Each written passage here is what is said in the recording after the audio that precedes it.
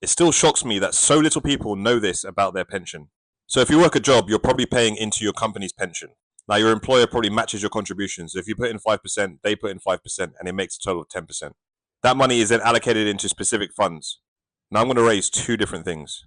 Number one is that you probably have no idea what that pension fund actually invests in, and you've probably never checked the returns on your pension.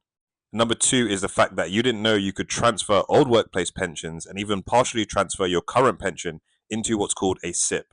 Now, a SIP is a self-invested personal pension. It's just a fancy term for managing your pension on your own. So what happens is money that's held in other pensions get liquidated and the money gets deposited into a SIP.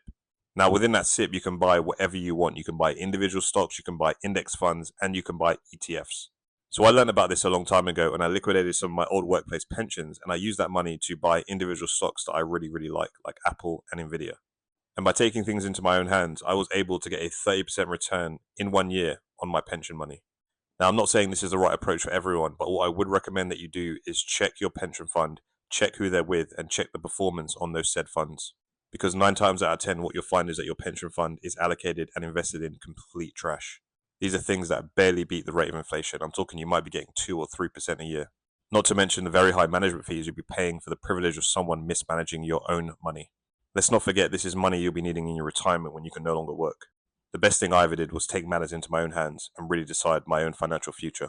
Transferring money into a SIP is super easy. You simply fill out a form on the stockbroker that you want to use. I use Hargreaves Lansdown for my SIP, but there are other stockbrokers out there that provide the same service. Once you have the pension provider, reference number, and type of pension, you simply fill out a form on your stockbroker's website.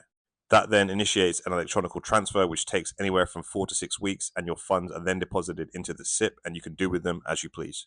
As always, do your own research, and this is not financial advice. But investing into a SIP was one of the best things I've ever done, and I've been able to aggressively accelerate my wealth building process for retirement.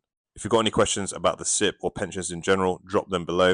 And if you're not already, hit that follow button for more content like this.